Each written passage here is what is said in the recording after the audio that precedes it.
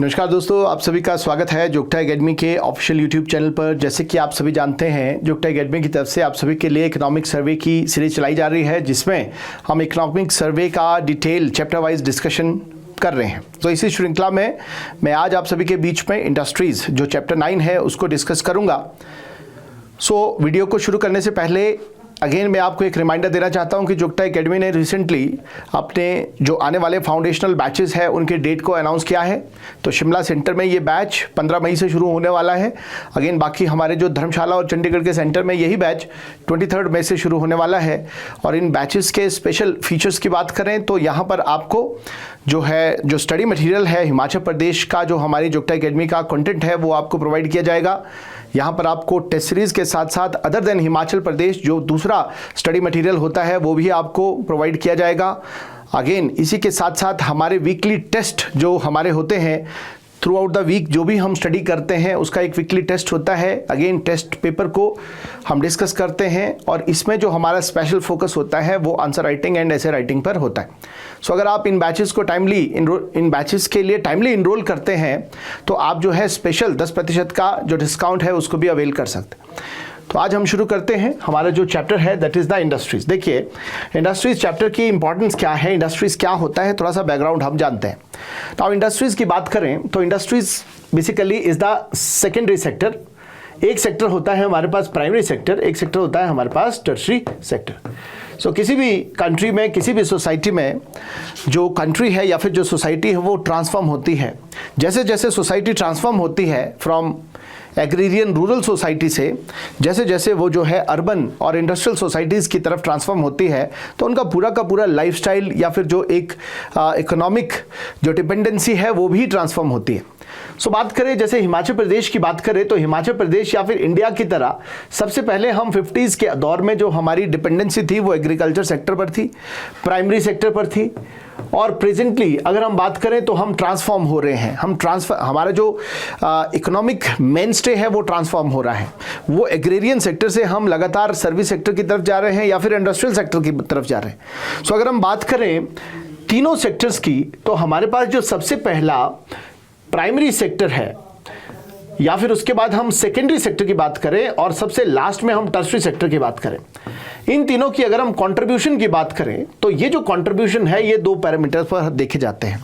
एक कंट्रीब्यूशन होता है ग्रॉस स्टेट जीडीपी में या फिर जिसको हम बोलते हैं ग्रॉस स्टेट वैल्यू एडिशन, और दूसरा जो कंट्रीब्यूशन होता है एम्प्लॉयमेंट में। इन दोनों सेगमेंट में प्रति सेक्टर का, हर सेक्टर का कितना कंट्रीब्यूशन है। तो अगर हम बात करें सबसे पहले एग्रीकल्चर एंड एलाइड सेक्टर के साथ साथ जो माइनिंग एंड क्वेरिंग की हम बात करें, जिसको हम प्राइमरी सेक्टर बोलते हैं, जहां पर हम रॉ मटेरियल को प्रोड्यूस करते हैं, तो इस सेक्टर का जो कंट्रीब्यूशन है वो 14.74% के आसपास है। प्रेजेंटली 14.74% के आसपास। और इसी का अगर हम एम्प्लॉयमेंट में कंट्रीब्यूशन की बात करें तो ये जो है लगभग 53.98% जो हमारा वर्कफोर्स है उसको डायरेक्ट एम्प्लॉयमेंट प्रोवाइड करता है। इसी के साथ साथ अगर हम सेकेंडरी सेक्टर की बात करें, जहां पर प्राइमरी सेक्टर में प्रोड्यूस्ड किए गए रॉ मटेरियल को रीप्रोसेस किया जाता है किसी इंडस्ट्रियल यूनिट में, किसी पर्टिकुलर सेटअप में, जिसको रीप्रोसेस करके हम कुछ फिनिश्ड गुड, इंटरमीडिएट गुड या फिर हम जो है कैपिटल गुड को बनाते हैं, जिनको मार्केट में सेल करके प्रॉफिट को अर्न किया जाता है। तो ये जो हमारा सेकेंडरी सेक्टर है, यहां पर सिंपली हम क्या कर रहे हैं, जो हमने रॉ मटेरियल को प्रोड्यूस किया है उसमें कुछ वैल्यू एडिशन करके उसको हम ट्रांसफॉर्म कर रहे हैं कुछ अदर प्रकार के गुड्स को बनाने के लिए। तो इसी सेक्टर को हम क्या बोलते हैं, इस सेक्टर को हम बोलते हैं सेकेंडरी सेक्टर। यहां पर स्किलिंग का एस्पेक्ट है, इन्वेस्टमेंट का एस्पेक्ट है, यहां पर प्रॉफिटेबिलिटी का एस्पेक्ट है। ठीक है, तो इस सेक्टर का जो कंट्रीब्यूशन है हिमाचल प्रदेश में वो अगेन बहुत ज़्यादा बढ़ रहा है। 39.98% के आसपास हमारा जो स्टेट में ग्रॉस वैल्यू एडिशन में जो इसका कंट्रीब्यूशन है वो कितना है, 39.98% के आसपास। और अगर हम एम्प्लॉयमेंट की बात करें तो कहीं 22% तक जो हमारा वर्कफोर्स है, जो हमारा एजुकेटेड और स्किल्ड यूथ है, वो इस सेक्टर में एम्प्लॉयड है ना। अगर हम बात करें टर्शरी सेक्टर की, टर्शरी सेक्टर का जो लिंक है इन दोनों सेक्टर के साथ वो कैसा है। सो प्राइमरी सेक्टर में हमने रॉ मटेरियल को प्रोड्यूस किया, सेकेंडरी सेक्टर में हमने उस रॉ मटेरियल को रीप्रोसेस किया और क्या प्रोड्यूस किया, कुछ गुड्स प्रोड्यूस किए, हो सकता है फिनिश्ड गुड्स किए, हो सकता है कैपिटल गुड्स किए, हो सकता है हमने कुछ इंटरमीडिएट गुड्स किए, और इन गुड्स को हमने अब दूसरे यूजर के पास या फिर एंड यूजर के पास या फिर कुछ और second level of production unit के पास आपने पहुंचाना है या फिर सेल करना है। So this activity of transportation, this activity of sale and purchase, that is the marketing या फिर ट्रेड, इसको हम बोलते हैं टर्शरी सेक्टर। सर्विस प्रोवाइड करने वाला जो सेक्टर है वो टर्शरी सेक्टर है। तो हिमाचल प्रदेश में टर्शरी सेक्टर का जो कंट्रीब्यूशन है, सर्विस सेक्टर का जो कंट्रीब्यूशन है वो सबसे ज़्यादा है। 45.28% के आसपास इसका कंट्रीब्यूशन है ग्रॉस वैल्यू एडिशन में। नाउ अगेन हम एम्प्लॉयमेंट की बात करें तो 24% के आसपास जो हमारा वर्कफोर्स है वो टर्शरी सेक्टर में लगा हुआ है। सो यहां से आपका प्रीलिम का एक बहुत अच्छा क्वेश्चन बन जाता है, तो आप इसको जरूर याद रखें। अगेन जो हमारा इंडिया का इकोनॉमिक सर्वे है उसमें भी कुछ इसी तरह का अरेंजमेंट है। सबसे ज्यादा जो कंट्रीब्यूशन आ रहा है इकोनॉमी में वो टर्शरी सेक्टर से आ रहा है, सर्विस सेक्टर से आ रहा है, उसके बाद हमारे पास सेकेंडरी सेक्टर से आ रहा है और प्राइमरी सेक्टर का कंट्रीब्यूशन सबसे कम है। और अगर हम बात करें एम्प्लॉयमेंट की तो सबसे बड़ा एम्प्लॉयमेंट प्रोवाइड करने वाला जो सेक्टर है वो प्राइमरी सेक्टर ही है, और उसके बाद टर्शरी सेक्टर और उसके बाद सेकेंडरी सेक्टर है। ठीक है जी। और यहां पर हमारे पास इन दोनों सेक्टर में जो है यहाँ ज़्यादा स्किल की ज़रूरत होती है, इन दोनों सेक्टर में ज़्यादा लिटरेसी की ज़रूरत होती है। अगर स्किल और लिटरेसी, अगर टेक्नोलॉजिकली सोसाइटी बहुत ज़्यादा इवॉल्व हो गई तो वो सोसाइटी जो है अब इंडस्ट्रियल सेक्टर से भी ट्रांसफर हो जाती है, ट्रांसफॉर्म हो जाती है किसमें, सेकेंडरी सेक्टर में। जैसे आप यूरोपियन कंट्रीज़ को देखो तो उनकी जो स्किल है, उनका जो डोमेन है वो बहुत आगे चला गया है। तो अब वो लोग क्या है, सर्विस सेक्टर लेड इकोनॉमीज है। चाहे आप यूएस की बात करो, भले ही इंडस्ट्री सेक्टर प्रोलिफरेट हो रहा है बट स्टिल जो हमारा टर्शरी सेक्टर है उन सब कंट्रीज में टर्शरी सेक्टर भी बहुत ज़्यादा आगे की तरफ बढ़ रहा है। सो यहीं पर हम कुछ इंपॉर्टेंट जो हमारे पास इंफॉर्मेशन है उसको हम कवर करते हैं। जो हम देखें तो हमारे पास हिमाचल प्रदेश में over the period of time अगर ट्रेंड की बात करें तो ट्रेंड लगातार बढ़ा है। अगर आप 1950 के दौर में देखो और आज 2023 में देखो तो इंडस्ट्रीज का जो कंट्रीब्यूशन है ग्रॉस स्टेट जीडीपी में या फिर ग्रॉस स्टेट वैल्यू एडिशन में वो लगातार बढ़ा है। Gross state GDP, that is the total value of goods and services produced with in the geographical border of the state. अगर आप देखो इसका कंट्रीब्यूशन उस दौर में 7% था और आज जो बढ़कर हो गया है वो 42.24% हो गया है। तो ये इंफॉर्मेशन यहां पर एक आपके पास इंक्रीजिंग ट्रेंड देखने को मिल रहा है when it comes to the contribution of secondary sector in gross state domestic product. चलिए आगे की तरफ 2003 का इंडस्ट्रियल पैकेज। नाउ देखो इतना इंपेटस इंडस्ट्रियल सेक्टर को क्यों मिला, बिकॉज 2003 में सेंटर और स्टेट के कोलैबोरेशन से एक स्पेशल पैकेज इंडस्ट्रीज के लिए, इस सेक्टर के लिए हिमाचल प्रदेश में इंट्रोड्यूस किया गया। और इस स्पेशल पैकेज से मेनली जो इंडस्ट्रीज इनकरेज हुई वो कहां पर हुई, सोलन, सिरमौर एंड ऊना में। सोलन, सिरमौर और ऊना में बहुत सारी इंडस्ट्रीज जो है इस्टेब्लिश हुई, इंडस्ट्रियल कॉम्प्लेक्सेस इस्टेब्लिश हुए, इंडस्ट्रियल रीजन इस्टेब्लिश हुए। तो सोलन में आपका बरोटी वाला, अगर आप देखें बद्दी देखें, परवाणु देखें और सोलन देखें, यहाँ पर बहुत इंडस्ट्रीज का प्रोलिफरेशन हुआ है। सिरमौर के काला अम्ब और जो हमारा पोंटा साहिब है वहाँ पर अलग अलग प्रकार के इंडस्ट्रीज को इंकरेजमेंट मिली है। एंड अगेन ऊना में भी काफ़ी इंडस्ट्रीज है। नाउ देखो हिमाचल प्रदेश में जो इंडस्ट्रीज है उनका डिस्ट्रीब्यूशन इज नॉट इवन। अब ऐसा क्यों है कि why these industries are localized in certain pockets only? इसके पीछे का कारण है। कारण क्या है कि इंडस्ट्रीज को लोकेट करने के लिए कुछ लोकेशनल फैक्टर्स भी होते हैं। बात करें रॉ मटेरियल की, बात करें मिनरल की अवेलेबिलिटी की, बात करें ट्रांसपोर्टेशन की, बात करें अवेलेबल मार्केट की, बात करें चीप पावर सप्लाई की, cheap and secure power supply की, बात करें इंडस्ट्रियल इनर्शिया की, बात करें गवर्नमेंट पॉलिसीज की। तो हिमाचल प्रदेश में हमारे पास बहुत कुछ है but we don't have significant amount of mineral resources. तो मिनरल रिसोर्सेज जिसमें हमारे पास आयरन ओर है, जिसमें हमारे पास कोल है, इनसिग्निफिकेंट मिनरल सोर्सेज की हमारे पास डेफिशिएंसी है। तो ऐसी इंडस्ट्रीज को, ऐसी जो बड़ी बेसिक इंडस्ट्रीज होती है, इनको हम हिमाचल प्रदेश में इन्वेस्ट या फिर इस्टेब्लिश नहीं कर सकते। इसीलिए हमने हिमाचल प्रदेश में कुछ ऐसी इंडस्ट्री को इस्टेब्लिश किया है जहां पर स्किल, लेबर का जो स्किल है वो रिक्वायर्ड हो, जहां पर गवर्नमेंट का स्पेशल पैकेज प्रोग्राम रिक्वायर्ड हो, या फिर जहां पर चीप पावर सप्लाई रिक्वायर्ड हो। तो ऐसी इंडस्ट्रीज को हिमाचल प्रदेश में हमने इस्टेब्लिश किया है। सो ऐसी इंडस्ट्रीज में अगर हम सबसे पहले देखें तो सबसे ज्यादा जो सिग्निफिकेंट प्रपोर्शन है वो फार्मा इंडस्ट्रीज का है। यहां पर गवर्नमेंट के द्वारा अलग अलग प्रकार के इंसेंटिव्स प्रोवाइड किए गए हैं, या फिर जो अगर आप देखें एवेन्यूज को जनरेट करने के लिए अलग अलग प्रकार की सुविधाएं प्रोवाइड की गई है, जिससे बाहर के बड़े बड़े जो इन्वेस्टर्स हैं वो इंडिया में आए और हिमाचल प्रदेश में आए और हिमाचल प्रदेश में अपनी इंडस्ट्रीज को इस्टेब्लिश करें। ठीक है, तो इसी कॉन्टेक्स्ट में हमारे पास हिमाचल प्रदेश में कुछ एक रीजन में हम इंडस्ट्रीज को, इंडस्ट्रियल कॉम्प्लेक्सेस को एस्टैब्लिश कर पाए हैं, जो मेनली कहां पर लोकेटेड है, जो मेनली लोकेटेड है सोलन में या फिर ऊना में और सिरमौर में। ठीक है जी। The state is now a global pharmaceutical hub and with over 600 operational units, world's largest formulation hub. तो हिमाचल प्रदेश को बेसिकली इंडिया का एक फार्मेसी हम घोषित कर सकते हैं। अगर हम दुनिया की बात करें तो ग्लोबल फार्मेसी जो है वो इंडिया है, बिकॉज 50% तक का जो जेनरिक मेडिसिन का सप्लाई हो रहा है प्रेजेंटली वो इंडिया से हो रहा है। और सबसे ज़्यादा जो हमारी जो प्रोडक्शन है वो किस में हो रही है, वो जो हमारी जो वैक्सीनेशंस है उनका सप्लाई इंडिया सबसे ज़्यादा कर रहा है। बट इंडिया में भी अगर सबसे ज़्यादा कहीं पर फार्मास्यूटिकल इंडस्ट्रीज लोकेटेड है वो हिमाचल प्रदेश में लोकेटेड है। So Himachal Pradesh currently contributes 35% of the Indian pharmaceutical demand. Himachal Pradesh has become key cement producer.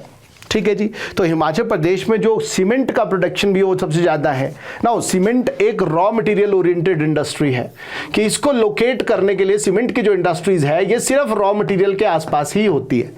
अगर आप इसको रॉ मटेरियल से दूर इस्टेब्लिश करोगे तो प्रॉब्लम हो जाएगी, तो वहाँ पर रॉ मटेरियल को ट्रांसपोर्ट करने का कॉस्ट बढ़ जाएगा, बिकॉज जो रॉ मटेरियल है ट्रांसपोर्टेशन के दौरान वेट को लूज कर देता है। तो अगर आप ऐसी इंडस्ट्री जहाँ पर रॉ मटेरियल वेट लूजिंग है उसको नियर बाई एरिया से बहुत दूर, रॉ मटेरियल जहां पर मिल रहा है उससे बहुत दूर इस्टेब्लिश कर रहे हो, तो आप इंप्योरिटीज का, वेस्टेज का ट्रांसपोर्टेशन कॉस्ट भी बियर कर रहे हो। तो उस स्थिति में आपके पास जो ऐसी इंडस्ट्री जहां पर रॉ मटेरियल जो है अगर वो वेट लूजिंग है तो ऐसी इंडस्ट्रीज हमेशा सोर्स ऑफ रॉ मटेरियल के पास ही लोकेट की जाती है। अगेन हिमाचल प्रदेश जो है या फिर उत्तराखंड की बात करें तो ये हिमालय क्षेत्र है, यहाँ पर रॉक है, रॉक में मिनरल्स है। किस प्रकार के minerals? Mainly calcium carbonate. So calcium carbonate एक इंपॉर्टेंट मिनरल्स है और ये जो कैल्शियम कार्बोनेट है, लाइमस्टोन है, इसको हम क्रश करके सीमेंट बनाते हैं और इसीलिए इस कैल्शियम कार्बोनेट की प्रचुरता के कारण, इसके अबेंडेंस के कारण ही हिमाचल प्रदेश में खासकर शिवालिक की पहाड़ियों में आपको अलग अलग प्रकार के बहुत बड़े बड़े सीमेंट प्लांट देखने को मिल जाएंगे। ठीक है जी। तो हिमाचल प्रदेश अब जो है की सीमेंट प्रोड्यूसर भी बन रहा है, साथ ही साथ एक्सपोर्ट हब भी बन रहा है। इसी के साथ अगर हम एक्सपोर्ट पोटेंशियल की बात करें तो 19,185 करोड़ का हमारा जो है एक्सपोर्ट पोटेंशियल है और हमारे जो ट्रेड कनेक्शन है वो लगभग 40 कंट्रीज के साथ है, ये आपने ध्यान रखना है। चलिए नेक्स्ट हम बात करते हैं कुछ इंपॉर्टेंट जो आपके जो एस्पेक्ट है, पॉइंट्स है जिसका कंट्रीब्यूशन है किसमें, इंडस्ट्रियलाइजेशन में इन हिमाचल प्रदेश। सो हिमाचल प्रदेश में 2022 में हरोली में हमारे प्राइम मिनिस्टर जी ने एक फाउंडेशन स्टोन रखा to establish the bulk drug park. Now bulk drug park में क्या मतलब है, एक बहुत बड़ा एक इंडस्ट्रियल रीजन होगा, इसको इस्टेब्लिश किया जाएगा जहां पर फार्मास्यूटिकल से रिलेटेड जितने भी की इंग्रेडिएंट है इसको हम प्रोड्यूस करेंगे। नाउ इन की इंग्रेडिएंट्स में क्या आता है, उसको बोलते हैं हम API, एक्टिव फार्मा इंग्रेडिएंट। तो अभी तक अगर हम इंडिया की बात करें तो ज़्यादा डिपेंडेंसी हमारी चाइना पर थी टू इम्पोर्ट द APIs। जो भी हम दवाई बनाते हैं, ड्रग्स बनाते हैं, केमिकल फॉर्म्यूलेशंस बनाते हैं, तो उसमें एक बेसिक फीड स्टॉक जो होता है वो API है, एक्टिव फार्मा इंग्रेडिएंट। इंग्रेडिएंट। तो एक्टिव फार्मा इंग्रेडिएंट का सबसे बड़ा जो प्रोड्यूसर है दुनिया में वो चाइना है। अब चाइना से अगर हम एपीआईज को इंपोर्ट करते हैं, हमारा प्रोडक्शन कॉस्ट बढ़ जाता है, तो दुनिया में हम जो है अब हमारी जो दवाइयाँ होंगी उनके प्राइसेस बढ़ जाएंगे और डिमांड कम हो जाएगी। सो हिमाचल प्रदेश में बेसिकली एपीआई को प्रोड्यूस करने के पॉइंट ऑफ व्यू से हमने एक बल्क ड्रग पार्क बनाया है। और ये ड्रग पार्क का इंपॉर्टेंस क्या है कि ये गवर्नमेंट ऑफ इंडिया इसको फंड कर रही है। नाउ अगेन 1405 एकड़ लैंड पर इसको स्टैब्लिश किया जाएगा और लगभग 2071 करोड़ का इसमें इन्वेस्टमेंट है। और जब ये स्टैब्लिश हो जाएगा लगभग 40,000 जो पर्सन्स है उनको ये एम्प्लॉयमेंट प्रोवाइड करेगा। नाउ इन्वेस्टमेंट स्कैनरियो की बात करें तो हमारी जो पॉलिसी है वो कैसी है, इंडस्ट्री थ्रू इन्विटेशन अप्रोच। तो हमारे यहाँ पर इंडस्ट्रीज को एस्टैब्लिश करने के लिए उसके लिए जो रिक्वायर्ड इन्वेस्टमेंट होता है उसके लिए हम जो है बाहर से इन्वेस्टर्स को बुलाएंगे। क्यों बुलाएंगे? बिकॉज हिमाचल प्रदेश एक बहुत छोटा सा स्टेट है। आप जानते हैं कि we are very small states. Now इस छोटी सी स्टेट में जो इंडस्ट्रीज है अभी तक बहुत ज्यादा इवॉल्व नहीं है। We do not have big और जाइंट इन्वेस्टर्स और कैपिटलिस्ट क्लास। सो कैपिटलिस्ट कौन होते हैं? Capitalist are the person who is ready to invest his money, who is ready to take the risk. अगर उसके पास 100 रुपया है, 100 रुपये में 99 रुपीज जो इन्वेस्ट करने का दम रखता है, the person who is having the capability to take the risk is the capitalist. तो हिमाचल प्रदेश में ऐसे कैपिटलिस्ट हमारे पास नहीं है, इसलिए हम हिमाचल प्रदेश से बाहर जाते हैं। जो कैपिटलिस्ट सिटीज है, बड़े बड़े शहर है, इंडस्ट्रियल सेंटर्स है, वहां से इन्वेस्टर्स को बुलाते हैं कि आप हिमाचल में आओ, हम आपके लिए एक इकोसिस्टम प्रोवाइड करेंगे जिसमें आप इंडस्ट्रीज को लगा सकते हैं। इकोसिस्टम किस प्रकार का हो सकता है? आपको हम इंटरेस्ट सबवेंशन प्रोवाइड करेंगे, आपको जो है सस्ते दामों पर हम अपनी लैंड को प्रोवाइड करेंगे, आपको हम जो है डिस्काउंट पर पावर को सप्लाई करेंगे, cheap source of power provide करेंगे, आपको हम अलग अलग प्रकार के सपोर्ट सिस्टम प्रोवाइड करेंगे, आपको ईज ऑफ डूइंग बिजनेस के तहत आपको जो है हम टाइम बाउंड वे में इंडस्ट्रीज को एस्टैब्लिश करने के लिए क्लियरेंसेस प्रोवाइड करेंगे। सो इस तरह के जो हमारे अलग अलग प्रकार के स्टेप्स हैं उनको प्रोवाइड करेंगे, जिससे बाहर से बड़े बड़े जो इंडस्ट्रियल जाइंट्स हैं वो हिमाचल में आकर अपनी इंडस्ट्रीज को लगाएंगे और यहाँ पर इंडस्ट्रियलाइजेशन करेंगे। बिकॉज हमारे पास अपना जो एक एंटरप्रेन्योर है इंडिया हिमाचल प्रदेश में वो बहुत बड़ा नहीं है।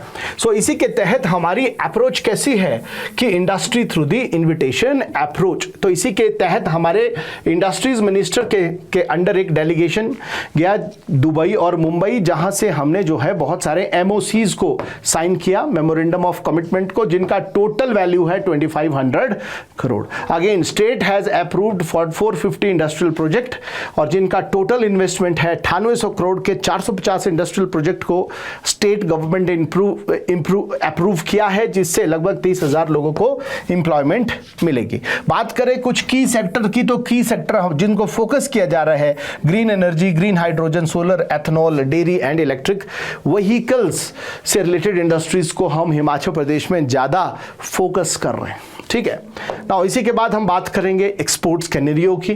तो export potential has grown significantly from 2003 में 550 करोड़ रुपीस था, जो बढ़कर 2023-24 में 19,185 करोड़ हो गया है। नाउ फार्मास्यूटिकल सेक्टर का कंट्रीब्यूशन एक्सपोर्ट में सबसे ज्यादा है, तो एनुअली जो एक्सपोर्ट का वैल्यू है वो फार्मा सेक्टर का 10,000 करोड़ का है, जो टोटल एक्सपोर्ट का लगभग 60% है। बात करें नर्दर्न रीजन की, नर्दर्न इंडियन रीजन की 45% जो total export northern Indian total जो एक्सपोर्ट हो रहा है नर्दर्न इंडियन रीजन से, उसका 45% अकेले कौन कर रहा है? फार्मा सेक्टर कर रहा है। सो अगेन अगर हम बात करें policy reform for attractive investment, government क्या कर रही है ताकि स्टेट में ज्यादा से ज्यादा इन्वेस्टमेंट को प्रमोट किया जाए, अट्रैक्ट किया जाए, तो की इंडस्ट्रियल पॉलिसी रिफॉर्म्स है। आईटी पार्क स्टैब्लिश कर रहे हैं, अलग अलग प्लेसेस पर डेटा सेंटर्स स्टैब्लिश कर रहे हैं, टूरिज्म एलाइड एक्टिविटीज को प्रमोट कर रहे हैं, health Ayush and wellness centre को प्रमोट कर रहे हैं, एजुकेशनल इंस्टीट्यूशन ट्रेनिंग प्रोवाइड कर रहे हैं, इंटीग्रेटेड इंडस्ट्रियल टाउनशिप बना रहे हैं, हाउसिंग प्रोजेक्ट्स ला रहे हैं, रियल एस्टेट्स ला रहे हैं, integrated residential and worker hostels को एस्टैब्लिश कर रहे हैं, all incidental services related to manufacturing and integrated service cluster को एस्टैब्लिश कर रहे हैं, और नेट जो हमारा स्टेट ग्रॉस जीएसटी होता है, नेट स्टेट जीएसटी में हम जो है गुड्स एंड सर्विसेज टैक्स में भी हम जो है एक रिबेट को प्रोवाइड कर रहे हैं। रिबेट में जो हमारा एक जो रेट है उसको हम लगातार इंक्रीज कर रहे हैं, ठीक है। तो ये आपने याद रखना है कि जो नेट स्टेट जीएसटी है उसमें रिबेट को हम लगातार बढ़ा रहे हैं। So these are some of the steps, policy reforms जो है गवर्नमेंट के द्वारा लिए गए हैं to attract the investment. Now यहां पर हमारे पास बात करें तो raising and accelerating MSME performs, तो हमारे पास सेंट्रल लेवल का एक प्रोग्राम चल रहा है RAMP, raising and accelerating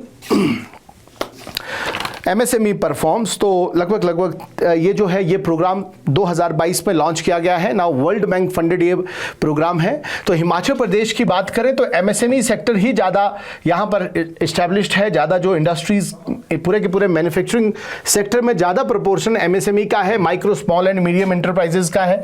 95% industries जो है एमएसएमई है, और इनको स्ट्रेंथन करने के लिए स्टेट सबमिटेड ए प्रपोजल, 1642 करोड़ का प्रपोजल स्टेट ने सबमिट किया है सेंट्रल गवर्नमेंट को अंडर दिस रैम्प स्कीम।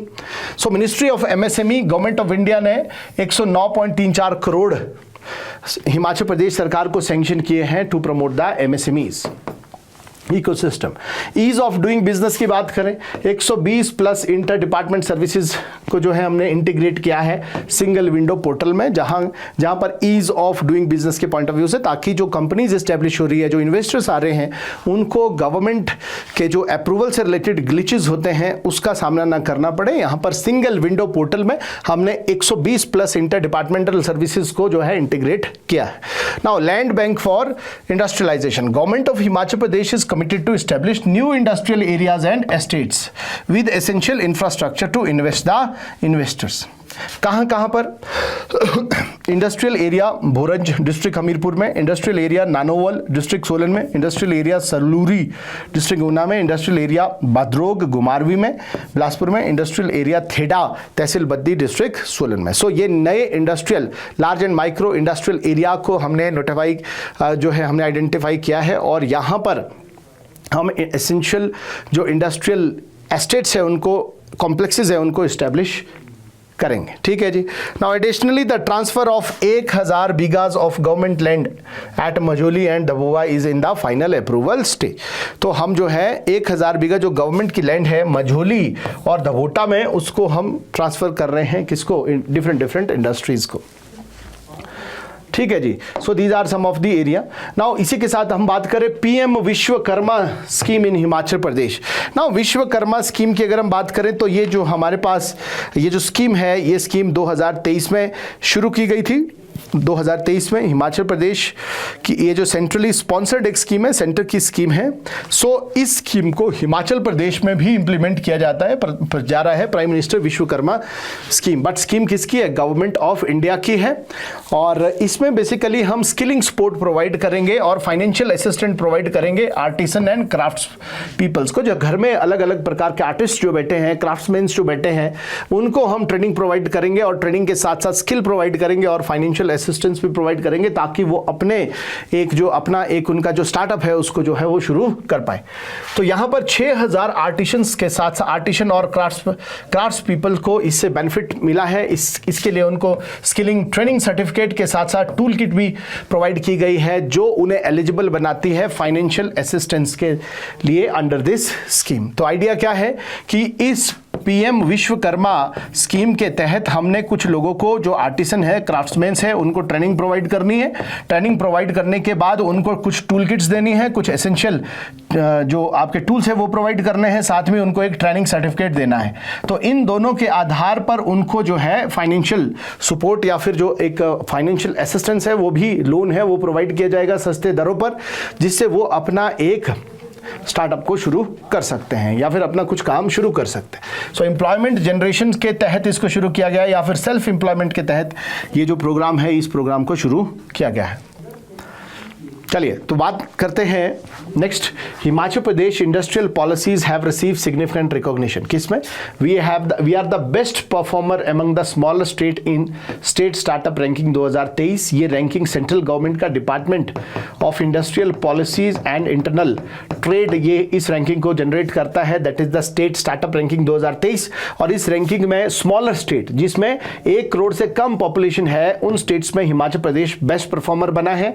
और हमारे पास इसी के तहत जो ईज ऑफ डूइंग बिजनेस की कैटेगरी में हमने एस्पायरर स्टेट का एक जो स्टेटस है उसको गेन किया है। Again we have secured the first position in prime minister formalisation of micro food enterprises scheme. ये जो स्कीम है ये 2020 में शुरू हुई है और इस स्कीम के तहत हम नेशनली जो एक नेशनल रिकॉग्निशन गेन कर रहे हैं in the sector of micro food processing. ठीक है जी, तो ये इंफॉर्मेशन आपने ध्यान रखनी है। नेक्स्ट हम बात करते हैं एमएसएमई सेक्टर इन हिमाचल प्रदेश। तो एमएसएमई सेक्टर क्या है? सबसे पहले micro small and medium enterprises एक इंपॉर्टेंट सेक्टर है। तो यहां पर हमारे पास जो सेक्टर है ये इस प्रकार का है। तो to improve the business environment for MSME by reducing transaction time and cost, the government introduce the Udyam registration portal. 2020 में हमने एक उद्यम रजिस्ट्रेशन पोर्टल इंट्रोड्यूस किया है गवर्नमेंट ऑफ इंडिया ने।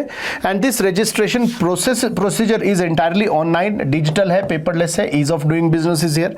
As of January 10, 2025 total 1,94,738 enterprises को उद्यम पोर्टल पर register किया गया है। 1,94,738 and 97.96% are micro enterprises, 1.83% are small enterprises and 0.20% are medium enterprises. Now अगर हम बात करें micro small and medium enterprises की तो ये जो क्लासिफिकेशन है ये अभी और चेंज हो गई है।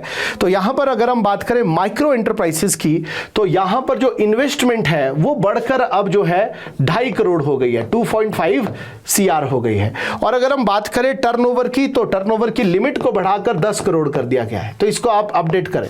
और वहीं पर अगर हम स्मॉल सेक्टर की बात करें, स्मॉल सेक्टर में जो हमारे पास जो आपका इन्वेस्टमेंट है उसको बढ़ाकर 25 CR कर दिया गया है और टर्नओवर का जो वैल्यू है उसको इंक्रीज करके 125 करोड़ कर दिया गया है। और इसी के साथ साथ मीडियम एंटरप्राइजेस में जो इन्वेस्टमेंट का वैल्यू है उसको बढ़ाकर कर दिया गया है। मीडियम एंटरप्राइजेस में इन्वेस्टमेंट इज 125, ये जो यहाँ टर्नओवर है ये 100 करोड़ है स्मॉल एंटरप्राइजेस में, और मीडियम एंटरप्राइजेस में जो इन्वेस्टमेंट का जो वैल्यू है, इन्वेस्टमेंट है दैट इज 125 करोड़ है और जो टर्नओवर है वो 500 करोड़ है। 125 करोड़ है और जो टर्नओवर है वो 500 करोड़ है। अगेन ये जो आपके पास micro small and medium enterprises है इसका जो क्राइटेरिया है उसको रिसेंटली उद्यम पोर्ट पर अगेन रिवाइज किया गया है, 2025 में रिसेंटली। तो इसको आप जरूर अपडेट कर दीजिए। तो हमारे पास micro small and medium enterprises है तो इनमें 2 कैटेगरीज है, एक इन्वेस्टमेंट और दूसरा टर्नओवर। इन्वेस्टमेंट में अगर 2.5 करोड़ की इन्वेस्टमेंट है या इससे कम है और टोटल टर्नओवर अगर 10 करोड़ है तो माइक्रो एंटरप्राइजेस है। अगर टर्नओवर 100 करोड़ होता है और इन्वेस्टमेंट 25 करोड़ के आसपास है या इससे कम है तो स्मॉल एंटरप्राइजेस है। और इससे ऊपर अगर हमारे पास इन्वेस्टमेंट 125 करोड़ है और टर्नओवर टोटल 500 करोड़ है तो मीडियम एंटरप्राइजेस है। तो टोटल 97.96 जो हमारे पास परसेंट है वो माइक्रो एंटरप्राइजेस है, उसके बाद स्मॉल एंटरप्राइजेस है और मीडियम एंटरप्राइजेस हमारे पास ओनली 0.20% है। ये आपने ध्यान रखना है, ठीक है जी। नाउ ये डिस्ट्रिक्ट वाइज डेटा है of the Udyam registration manufacturing and service enterprises in MSMEs. District wise data of उद्यम रजिस्ट्रेशन, उद्यम पोर्टल पर कितनी मैन्युफैक्चरिंग एंड जो आपकी सर्विस एंटरप्राइजेस है उनको लिस्ट किया गया है, उसका ये एक डेटा है। तो यहां पर आप इस डेटा को खुद ही देखें तो सबसे ज्यादा जो है वो सोलन में है टोटल उद्यम, और इसमें माइक्रो के भी सबसे ज़्यादा है, स्मॉल एंड टून। तो सबसे ज़्यादा सोलन में है, फिर कांगड़ा में है, फिर शिमला में है और फिर मंडी में है और फिर कुल्लू में है। तो आप इस ऑर्डर को ज़रूर याद रखें। और सबसे कम अगर हम बात करें तो 913 लाहौल एंड स्पीति में, ठीक है जी। तो ये आपने ध्यान रखना है। तो टोटल हमारे पास जो MSMEs है 1,94,738 है, इसको आपने ध्यान रखना है। अगेन ये वाला जो डेटा है, ये डेटा आपसे नहीं पूछा जाता है। 97.296% माइक्रो है, 1.83 स्मॉल है और 0.2% आपके पास मीडियम है। ठीक है जी। सो अगेन ये ऑर्डर आपसे पूछा जाता है कि सबसे ज़्यादा इंडस्ट्रियलाइज्ड जो स्टेट है वो कौन सी, डिस्ट्रिक्ट है कौन सी है, तो सोलन है, कांगड़ा है, शिमला है, मंडी है, उसके बाद कुल्लू है। सबसे ऊपर की टॉप 5 को आपने ध्यान रखना है। ठीक है। नाउ इसी के बाद अगर आप देखें तो हमारे पास raising and accelerating MSME performance RAMP scheme, तो इस स्कीम के बारे में ऑलरेडी हमने डिस्कस किया है। 2023 में ये जो रैंप 2022 में रैंप स्कीम को लॉन्च किया गया है। गवर्नमेंट ऑफ इंडिया की स्कीम है, ये वर्ल्ड बैंक द्वारा फंडेड ये स्कीम है। So Ministry of MSME, Government of India launched Raising and Accelerating MSME Performance Scheme to strengthen the MSME ecosystem। और इसको इम्प्लीमेंट किया जा रहा है 5 साल के लिए, 22-23 से 26-27 तक के लिए। सो इसका एम है to scale up the implementation capacity and coverage of MSME by fostering innovation, encouraging ideations, improving practices, processes, as well as enhancing market access, promoting greening initiatives, scaling up guarantees to women owned micro and small industry. तो यहाँ पर MSME के लिए जो एक ecosystem है उसको हमने इनकरेज करना है अंडर दिस रैंप स्कीम। ठीक है जी। तो ये आपने ध्यान रखना है। So under this scheme strategic investment plan SAP was approved by this department, ministry of micro small and medium enterprises, जिसके तहत 109.34 करोड़ जो है स्टेट को एलोकेट किए गए हैं या फिर ग्रांट प्रोवाइड की गई है।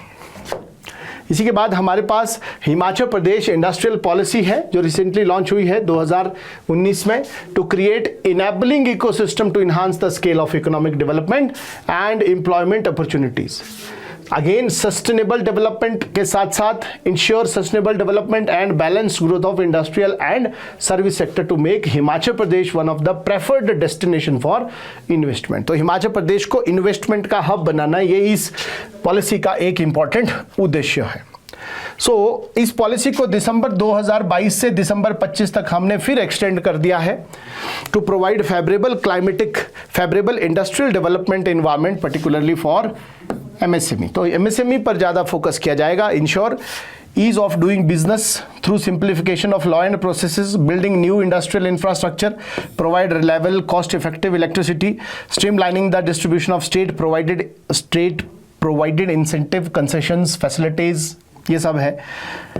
by providing incentive facilities and concession with 80% employment at all level must be provided to bona fide Himachalis। तो इसमें एक प्रोविजन है कि 80% तक का जो एम्प्लॉयमेंट है वो पूरे के पूरे इंडस्ट्रियल सेटअप में हिमाचलीज को प्रोवाइड किया जाए। सो ये हमारे पास इसका एक इंपॉर्टेंट उद्देश्य है। Net state gross state goods and service tax rebate भी प्रोवाइड की जाएगी।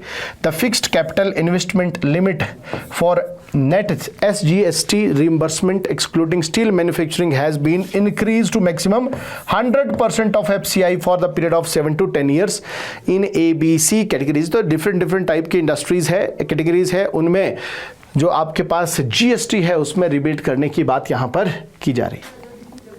चलिए नेक्स्ट करते हैं। Focus sector for Himachal, investment in Himachal. Focus sector कौन कौन से हैं इन्वेस्टमेंट के लिए हिमाचल प्रदेश? तो मैन्युफैक्चरिंग सेक्टर की ग्रोथ को ड्राइव करने के लिए, एम्प्लॉयमेंट जनरेशन को बूस्ट करने के लिए government has identified and prioritize 8 key sectors, 8 की सेक्टर को आइडेंटिफाई किया गया है। तो इसमें sector highlights for manufacturing and pharmaceutical are stated under the following points. Himachal Pradesh has 60 industrial areas, हमारे पास 60 इंडस्ट्रियल एरिया है और 17 इंडस्ट्रियल एस्टेट्स है, providing market access to over 300 million customers which accounts 25% of the India's population. It has supported development of Cremica food park through private sector participation. So ये हमारे पास infrastructure की बात हो रही है। सेवरल न्यू इंडस्ट्रियल पार्क को हमने इस्टेब्लिश किया है। तो यहीं पर बात करें तो सबसे पहला integrated industrial township and software technology park Kangra में है। Integrated industrial township under modified industrial infrastructure upgradation scheme. Mega food park scheme के तहत बनाए जा रहे हैं। मेगा टेक्सटाइल पार्क ऊना में बन रहा है। बायोटेक्नोलॉजी पार्क अडुवाल में बन रहा है। बल्क ड्रग पार्क तहसील हरोली ऊना में बन रहा है। मेडिकल डिवाइसेस पार्क सोलन में बन रहा है। Software technology park at Mehli Shimla में बन रहा है। And ultra modern pharmaceutical laboratory को एस्टेब्लिश किया जा रहा है बद्दी में in collaboration with national institute for pharmaceutical education and research. NIPER के तहत हम अल्ट्रा मॉडर्न फार्मास्यूटिकल लेबोरेटरी को एस्टेब्लिश कर रहे हैं। The state investment promotion initiative under the industry through invitation approach have resulted MOU worth 25 crore. So investment proportion के point of view से industries through इन्वेस्टिमेशन इस पूरे के पूरा जो हमारी अप्रोच है इंडस्ट्री थ्रू इन्विटेशन अप्रोच के तहत हमने जो मेमोरेंडम ऑफ अंडरस्टैंडिंग साइन किए हैं इन्वेस्टर्स के साथ वो टोटल है 2500 करोड़ के। Now 1350 bigha of government land in Dabhota and Bir Pasi tehsil Nalagarh में is on final stage of transfer for industrial use. तो हमारे पास 1350 बीघा का जो लैंड है Dabhota and Bir Plasi area of tehsil Nalagarh में बद्दी में नालागढ़ में डिस्ट्रिक्ट सोलन में इसको हम ट्रांसफ़र कर रहे हैं फॉर इंडस्ट्रियल पर्पसेस के लिए। तो ये इन्फॉर्मेशन आपने ध्यान रखनी है। चलिए जी नेक्स्ट हम करते हैं micro and small enterprises cluster development scheme MSE CDP scheme cluster development scheme.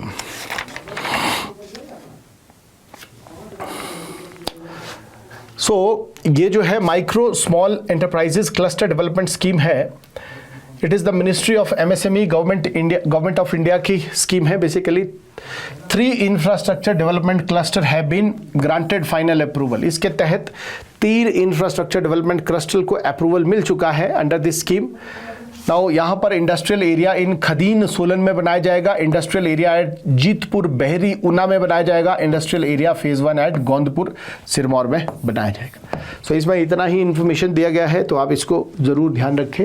These 3 are the important locations जो आपके एग्ज़ाम में प्रीलिम में पूछी जा सकती है। Now there are some government initiatives, चाहे वो सेंटर की बात करें स्टेट की बात करें, इनको हम जो है नेक्स्ट वीडियो में करेंगे। आज के लिए हमारा जो डिस्कशन है उसको यहीं पर क्लोज करते हैं। Thank you very much.